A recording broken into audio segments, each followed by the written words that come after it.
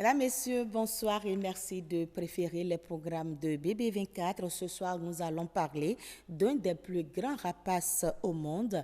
Il s'agit bien évidemment des vautours, des espèces menacées de par le monde. Ces animaux sont victimes de mensonges et de désinformation. Nous irons donc à la découverte des vautours et ce sera avec Monsieur Mathias Dancy. Il est adjudant-chef des eaux et forêts. Il a également soutenu son mémoire de master sur les vautours. Bonsoir à vous, Monsieur Dancy. Bonsoir, Madame Aniamboso. Comment allez-vous? Je vais bien. Dites-nous déjà pourquoi avoir consacré vos travaux de recherche aux vautours. D'abord, les vautours, de par leur importance et leur utilité, sont en voie de disparition au Bénin.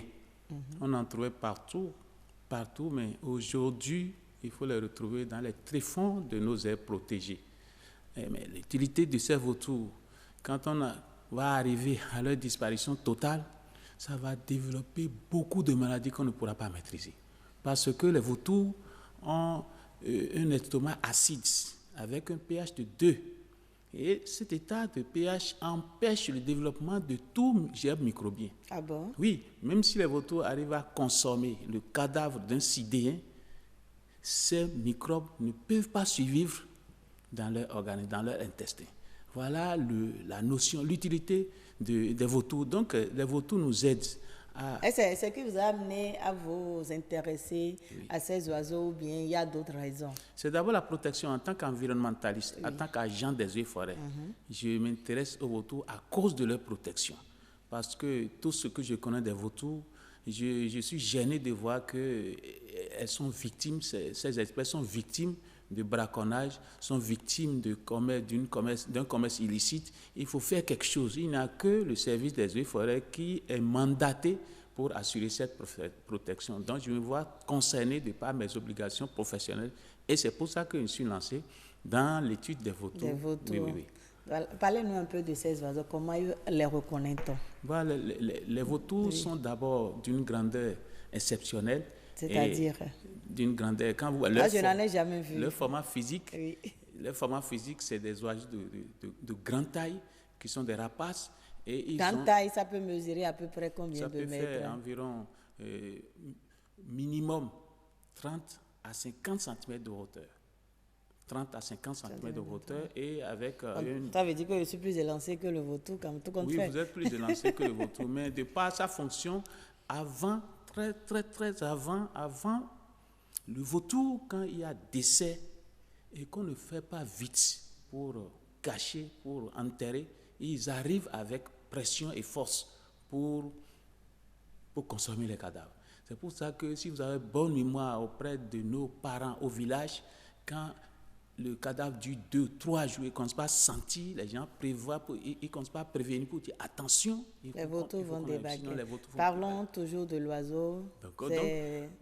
Donc, les vautours, en fait, sont donc d'une taille minimum de 50 cm de haut et d'une largeur d'au moins 0,80 cm. Donc, c'est des oiseaux quand même impressionnants. Impressionnants, très impressionnants. Et quand ils se posent, ils se posent avec une certaine autorité. Parce que de par leur position dans la chaîne trophique, dans la chaîne alimentaire, ils sont au sommet. Ils sont au sommet de la chaîne alimentaire. Et il y a combien d'espèces de vautours? Il y a plusieurs espèces. Voilà. Plusieurs espèces qui sont en voie de disparition. Moi, j'ai fouillé notre pays, dans le nord surtout, et j'ai détecté 5 différentes espèces. Au Bénin déjà? Au Bénin déjà, j'ai détecté 5 différentes espèces. Lesquelles? Il y a le gypse africanus, qu'on appelle vulgairement le vautour africain. Il y a le gypse rupeli, qui est le vautour rupel. Il y a le gypse, le Necrocytes monachus. Ça, c'est le vautour charognard. C'est ce qu'on voit en ville, dans les boucheries, dans les abattoirs, à Natitengu. Tout ce qu'on a l'habitude de voir dans les villes, là, c'est l'espèce qui est le plus habituée aux hommes, qui est habituée beaucoup plus aux hommes. Et c'est ça que tout le monde connaît. Des gens ont tendance à confondre cette seule espèce-là aux autres, croyant qu'il n'y a plus d'autres espèces en dehors des vautours charognards, le Necrocytes. Il y a aussi le torgos. Donc, on dit vautour charognard et non charognard tout court. Ou bien il y a une autre espèce d'oiseau qu'on appelle charognard. Voilà, le charognard, le thème charognard est lié à la consommation des charognes, à l'alimentation des vautours. D'accord. Donc, maintenant, parmi toutes les espèces, il y a une espèce des vautours qu'on appelle le vautour charognard, dont le nom scientifique est le Necrocytes monachus. Le vautour charognard a pour nom scientifique le Necrocytes monachus. Et c'est le vautour charognard qu'on rencontre souvent partout. Par contre, les autres, le gypse africain, ça se rencontre aussi, mais pas comme le vautour charognard. Mais il ne porte pas le nom de charognard. Mais notons que toutes les espèces, en général, se nourrissent des charognes. Oui. Et au Bénin, vous avez répertorié 5 espèces de vautours qu'on a sur notre territoire. Oui, qu'on a sur notre territoire, dans le parc Pandjari, dans le parc W, et sur environ 13 forêts classées. J'ai détecté aussi environ 8 dans les forêts classées. 8 espèces. Oui, dans les forêts classées. Oui. Donc, 8 individus. 8 individus dans les forêts classées, avec, appartenant à l'espèce charognard, le Necrocytes. Oui. Quel est l'état des lieux alors de la population des vautours dans le monde en général et au Bénin en particulier? La population des vautours dans le monde connaît une chute drastique, une disparition terrible. Et personne ne s'en rend compte. Il n'y a que les spécialistes qui savent vraiment le danger que cela constitue pour en parler. Dans le monde, la disparition est totale au point où... Oui, parce que dernièrement, on a vu que les vautours ont été classés parmi les 25 espèces menacées de disparition. C'est pour ça que l'Union internationale pour la conservation de la nature a mis les vautours sur la liste des espèces en voie de disparition. Et on invite à cet effet tout individu à se préoccuper de leur existence. Mais les vautours sont en voie de disparition simplement parce que les conditions d'alimentation sont aussi menacées. C'est-à-dire avant, dans les milieux musulmans, quand les animaux domestiques, les bœufs, sont malades, le musulman a pour réaction de le sortir directement. Et quand cet animal meurt, ils ne mangent pas ça, ils ne consomment pas. Mais aujourd'hui, dans mes études, j'ai constaté que dès que l'animal est malade, le peuple l'attrape et il court rapidement pour aller vendre au boucher. Et ça veut dire que le vautour, normalement, devrait nous débarrasser de ces carcasses. Justement, le vautour, mais aujourd'hui, cet oiseau n'a plus cette possibilité. Ça n'a plus cette possibilité. Je voudrais être un peu plus profond. L'homme, l'espèce humaine, homme, qui est aussi sur la liste des animaux, est tellement intelligent et est même victime de son intelligence. En réalité, je vais le dire, et c'est un peu difficile à comprendre, l'homme n'est pas autorisé à manipuler les cadavres. Nous, les hommes, ce n'est pas notre fonction de toucher les cadavres. N'importe quel cadavre? Non. Dieu a tout prévu. Dès qu'il y a cadavre, quel que soit l'amour, quel que soit notre sentiment, Dieu a prévu dans la nature que le vautour vienne nous épargner, nous éliminer tout ce que les cadavres constituent pour nous. Donc, par exemple, quand tu as un être cher qui décède, ce n'est pas à l'homme de l'enterrer, mais il faut le laisser normalement au vautour. C'est difficile de comprendre, mais nous avons l'obligation de l'expliquer. Vous avez parlé déjà d'être cher, parce que vous êtes homme, vous êtes une espèce très intelligente, et vous faites déjà, vous donnez tellement de valeur que quand un être tombe, il est cher, il faut des conditions, il faut des honneurs. C'est bon, mais la nature, dans sa stratégie, a prévu que, quelle que soit la cherté de l'homme, de l'être, quand il tombe là, il n'y a que les vautours pour les éliminer. Parce que le danger qu'il y a dans la manipulation des cadavres, il n'y a que ceux qui en savent qui vont dire long. Aujourd'hui, tout le monde fuit. Quand on parle d'Ebola, là, tout le monde... Il y a aussi d'autres maladies, en dehors des Ebola, qui sont aussi des maladies contagieuses. Et dès qu'on ne sait pas gérer bien de la morgue jusqu'à... Mais quand on laisse un cadavre à l'air libre, il y a le vent qui transporte toutes ces gemmes-là et ça va contaminer d'autres humains. C'est parce que si on laisse le cadavre, on dit, bon, le vautour viendra faire son travail. Le temps que le vautour ne vienne, c'est que d'autres ont déjà été contaminés. Le vautour a un réflexe d'odorat très développé et une acuité visuelle très, très, très développée. Si le vautour même a des kilomètres du village, du milieu où il y a un décès, vous allez le voir apparaître. Il va se poser sur l'arbre le plus haut pour observer dans quelles conditions il va atterrir. Et paraît même que quand on voit des vautours dans le ciel en train de tourner, c'est qu'il y a des cadavres. Nécessairement, c'est qu'il y a des cadavres. Et c'est ça qui me rappelle mes conditions d'études. Parce que moi, là où dans les parcs, c'est des milieux sans sécurité, mais c'est là où le vautour, en fait, il guette les lions pour manger les carcasses. Le vautour, pour découvrir le vautour dans la brousse, dans la forêt classée ou bien dans le parc, il faut nécessairement que les lions soient à côté. Sans la présence des lions, on n'a pas de carcasse. Donc, la présence du vautour fait appel à la présence d'un lion. Donc, il faut d'abord que le lion ait fini sa chasse, disposer d'un cadavre qu'il va manger pendant une semaine pour que le vautour ou bien les vautours soient là dans les environs. Donc, ça fait partie des risques que j'ai rencontrés dans mes études, dans mes travaux d'inventaire. Donc, vous avez côtoyé les lions? J'ai côtoyé les lions, j'ai vu beaucoup de lions et pendant même que j'évoluais, j'ai vu 2 lions et je me suis amusé en demandant à mon chauffeur de descendre pour prendre la photo du véhicule et la photo du lion. Mais si vous voyez la façon dont le lion a bougé d'un cran là, c'était C'était une belle expérience quand même. Une belle expérience, mais nous sommes rentrés dans la voiture pour fuir. On a vu beaucoup de choses. Et quelles sont les autres causes, les autres menaces qui pèsent sur ces oiseaux? Les menaces qui pèsent. Vous avez parlé tout à l'heure, vous avez dit que c'est parce qu'il n'y a plus de cadavres disponibles, parce que les humains s'occupent de leurs cadavres. Les peuls et ou bien les éleveurs n'attendent plus que les bœufs et autres meurent avant de les vendre. Quelles sont les autres menaces, à part cela? Il n'y a que la rareté de leurs aliments. Quand vous allez au niveau des abattoirs et des boucheries, avant, quand les bouchers abattent les animaux, les vessins, les intestins, là, ils les jetaient. Aujourd'hui, on achète tout. Ils ramassent tout, ils s'en vont. Et quand le vautour vient, il n'a plus rien à manger. Le système aussi de gestion des abattoirs aujourd'hui, les vétérinaires ont fait des fosses. Quand ils saisissent les parties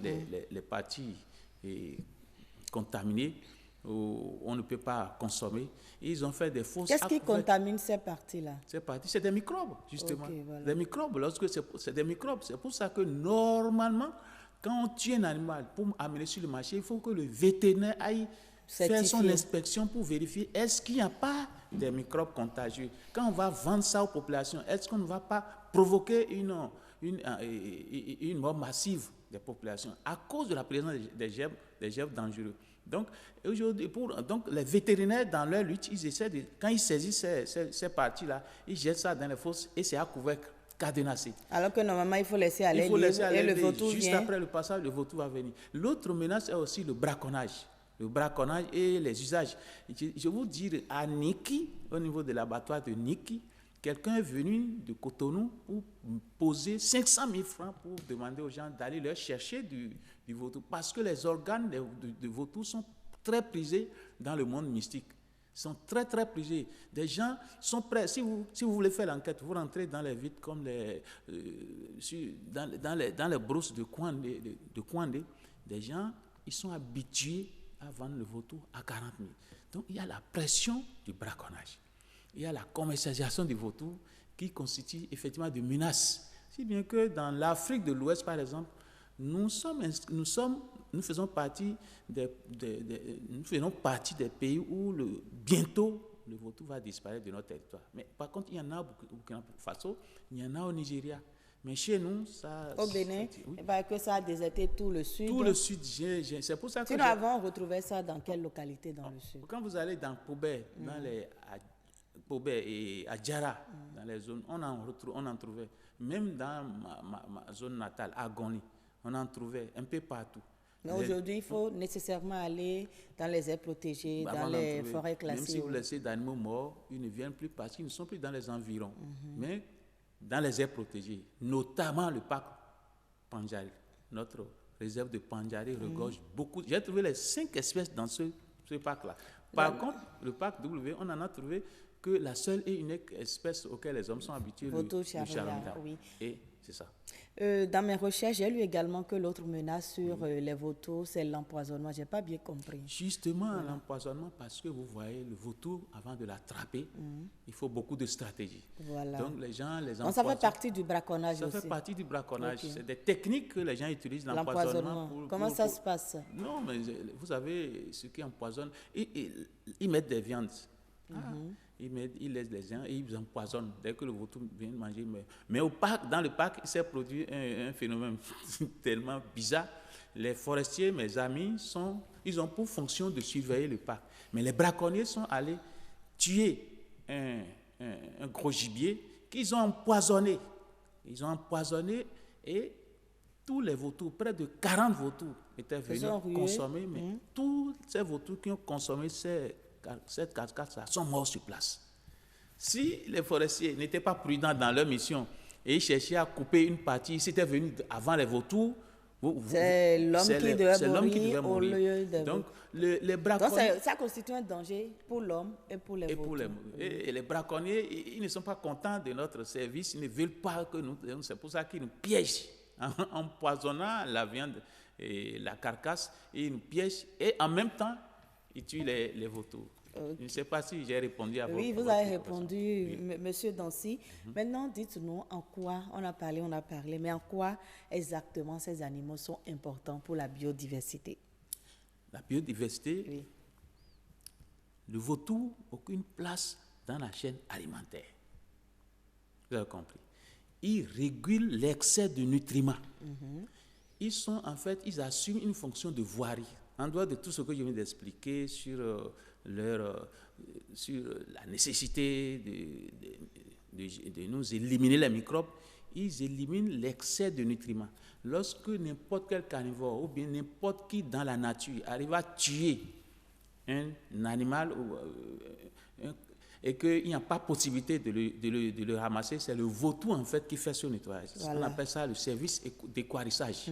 Il nettoie comme le service de voirie. En ville, vous avez le service de voirie qui vient nettoyer. Ramasser les ordures et autres. Dans la nature, c'est le vautour qui assume cette fonction. Voilà. Et ça marche très bien. Les vautours jouissent également d'une grande importance dans de nombreuses cultures. Tout à l'heure, vous avez parlé des organes du vautour qui sont prisés et qui sont utilisés à des fins mystiques. Les vautours sont utilisés à des fins mystiques. Je voudrais porter à votre connaissance le témoignage que le président de jury qui a examiné mon mémoire a dit publiquement que lui, grâce aux ailes de vautour, grâce à tout ce qu'on peut expliquer autour, lui, il s'est évadé, il a réussi à s'échapper dans un accident. Parce qu'il a dit, il a ça sur moi, je ne crois vraiment pas du tout au gris-gris, mais c'est un témoignage que je porte. Il a expliqué que grâce aux ailes de vautour, lui, il a pu s'échapper à un accident. Donc, quand il y a accident, le véhicule se renverse, il y a des possibilités, selon les enquêtés, qu'on peut s'évader et se retrouver ailleurs. Pourvu que vous n'allez pas tomber dans la mer après. Est-ce que ce témoignage ne donne pas raison à ceux qui, en Afrique, considèrent le vautour comme, ou bien l'associent plutôt à la sorcellerie, ou bien pour d'autres, le vautour inspire crainte et peur? Oui, le vautour, en réalité, quand vous le voyez comme ça d'abord, il fait peur. Oui. C'est pour ça que même en absence de toute interdiction, les gens ont peur de manger sa viande. Il n'y a que les... Ah, on mange la viande de vautour? Des gens ont peur. Sinon, c'est... Personne n'aime couper la viande de vautour. Personne. Mais il n'y a pas comment voulez-vous qu'on mange quelque chose qui mange déjà des cadavres? Oui, mais on pourrait penser qu'il mange déjà des cadavres, n'est-ce pas? Oui. Mais pour le commun des mortels, ils ne savent pas tout ça là. Quand il y a viande, il faut manger. Bref, le vautour, en milieu fond, on appelle ça, c'est un animal qui fait peur, à Klasu Ganga. Il n'a peur de rien. Si vous faites des sacrifices et vous attendez que ce sacrifice-là, et les esprits viennent les prendre pour vous donner vos résultats, le vautour, quand il descend là, si c'est poulet, il mange tout, il attend ce qui peut se passer. Il n'a peur de rien et rien ne lui fait peur. Dans le système, dans le positionnement de vautour, au niveau de la chaîne écologique, lui, c'est quand tout le monde finit de manger que lui mange. Il est au-dessus de tout le monde. Il n'a peur d'aucun autre. Donc, c'est un animal mystique parce que les gens utilisent ces organes à des fins mystiques, les affaires de chance. Et on est allé jusqu'à me dire que si on utilise bien les organes de vautours, on peut s'échapper à des contrôles dans les frontières. Moi, je n'en sais rien, mais c'est des informations, qu'il faut porter parce que quand on parle également de vautours, il faut dire que c'est des oiseaux qui sont victimes de mensonges et de désinformation pour la plupart du temps. Donc, il faut donner la vraie information pour sensibiliser les populations. C'est ça. Oui, et maintenant, c'est des animaux également, grâce à leurs ailes, qui traversent beaucoup de frontières. Est-ce que sur le plan international, les vautours sont protégés? Sur le plan international, les vautours sont protégés. À preuve, il y a des législations à la matière. Même au Bénin, le vautour est sur la liste des animaux des oiseaux intégralement protégés. Et au plan mondial, il y a l'Union internationale pour la conservation de la nature qui protège le vautour et qui finance tous ceux qui peuvent s'intéresser à leur conservation. Donc le vautour retient l'attention des chercheurs universitaires et aussi de la police des eaux et forêts. Nous ne pouvons pas accepter que les populations fassent ce commerce. C'est pour ça que les commerçants des organes des vautours ne nous voient pas de bon oeil. Pour faire les enquêtes, si jamais ils savent que vous êtes forestier, vous ne pouvez rien obtenir comme information. Donc ça a été difficile pour vous d'avoir accès à l'information. J'ai dû envoyer d'autres personnes pour me réconcilier. Si on sait que je suis forestier, c'est fini, j'ai échoué la mission. C'est des espèces en voie de disparition, mais c'est des espèces qui sont protégées. Oui, qui sont vraiment intégralement protégées. On ne devrait pas les tuer. C'est des espèces qui sont protégées à cause... Est-ce qu'on a prévu des sanctions au cas où on arrêterait quelqu'un? Oui, il y a la loi 2002, le régime de faune au Bénin a prévu des sanctions lorsque on vous attrape et vous payez des amendes et vous faites encore, on vous emprisonne. Mais là, l'emprisonnement à ce niveau, il n'y a pas de souci. Le juge ne condamne pas avec sursis. Vous devez subir les peines. Les peines, voilà. Moi, je viens de faire, disons, l'inventaire, je viens de faire la connaissance des vautours et j'invite tout le monde à leur conservation. Mais il y aura aussi des études sur les services écosystémiques, bien analysées, mettre en évidence les informations que l'on porte sur les vautours. Est-ce que si on fait ceci et on fait cela, on peut réellement réussir à s'échapper dans un accident? Est-ce qu'effectivement, si on appliquait tout ce que les gens disent, est-ce que dans un contrôle à une frontière, est-ce qu'on peut passer sans être... Il faut des études approfondies. On ne va pas s'étaler sur cet aspect de la chose. Mais si jamais les vautours arrivaient à disparaître, quelle serait la conséquence sur l'humanité? Si jamais les vautours arrivaient à disparaître, il y aura une augmentation exagérée des germes microbiens infectieux. Les maladies vont pulluler partout. Les conséquences sur le plan sanitaire. Sur le plan sanitaire, oui, c'est sur le plan sanitaire surtout. En réalité, tout ce que nous disons, c'est d'abord sur le plan sanitaire.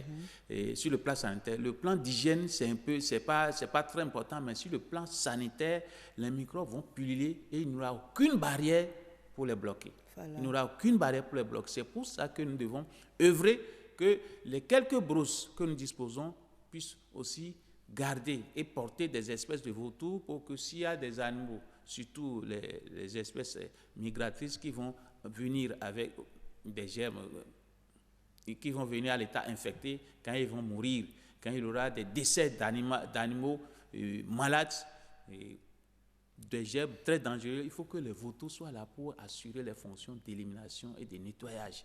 C'est le plan sanitaire surtout. Oui. Les vautours, c'est des espèces en voie de disparition.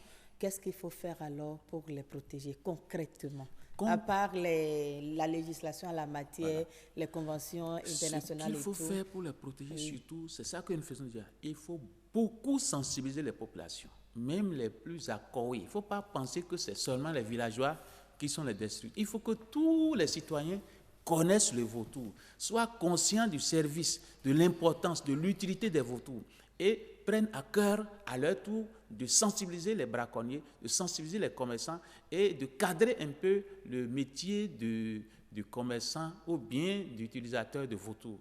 Nous devons donc inviter tout le public à connaître le vautour comme nous l'avons connu et à œuvrer pour sa conservation, à sensibiliser les gens pour que, si possible, même on aille jusqu'à l'élevage de vautours et qu'on aille les lâcher dans les parcs. Ça se passe. Dans d'autres pays? Non, chez nous ici, il y en a à Porto-Novo. On élève le vautour? Il y en a à Niki, oui. Donc les gens élèvent. Et moi, j'ai pensé qu'en termes de conservation, de protection, il faut beaucoup plus collaborer avec ceux-là. Et dès qu'ils ils élèvent une certaine quantité qu'on a les lâcher. Mais le tout ne suffit pas de faire ça. Il faut que dans les parcs, dans les forêts classées, on travaille pour qu'il y ait une certaine abondance des espèces qui vont leur servir d'aliments plus tard. Voilà. Si on en produit beaucoup et que la chaîne, le maillon qui leur sert d'alimentation est vide, on n'aurait rien fait. Voilà. Donc nous devons protéger davantage nos forêts, nous devons protéger davantage nos parcs pour que l'équilibre naturel soit bien établi. Et il y a même déjà une journée de sensibilisation au vautour, donc voilà. Est-ce que vous pensez que c'est déjà un pas? C'est un grand pas parce que le premier travail, moi, quand j'ai fini de travailler, le premier travail, c'est d'informer tout le monde sur les dangers que nous courons avec la disparition des vautours. S'il y a déjà une journée de sensibilisation, alors c'est venir à point nommé. Et je peux participer à cette journée, je peux œuvrer, je peux beaucoup m'engager. Désormais, vous êtes un spécialiste des vautours. Je suis vraiment spécialiste des vautours au Bénin parce que j'ai tellement fouillé les vautours dans les documents comme sur le terrain. J'ai beaucoup œuvré dans ce domaine en tant que simple écologiste. Oui. Merci beaucoup à vous, Monsieur Dancy. Un mot pour conclure ce entretien. C'est d'abord ma satisfaction sur l'intérêt que vous-même, Madame Anyamboso, vous portez à l'environnement. Je me souviens, ça fait une deuxième fois que vous m'amenez ici. Et je suis très content donc de l'intérêt que BB24 porte aussi sur l'environnement. Je pense qu'avec ça, on peut atteindre beaucoup d'autres individus, d'autres citoyens et aboutir à un environnement bien géré. Merci beaucoup à vous d'être passé sur ce plateau. Je rappelle que vous êtes adjudant-chef des eaux et forêts. Vous avez également soutenu votre mémoire de master sur les vautours. Mesdames, Messieurs, voilà, j'espère que vous avez compris un peu le fonctionnement des vautours. Merci à vous de nous avoir suivis et à très bientôt.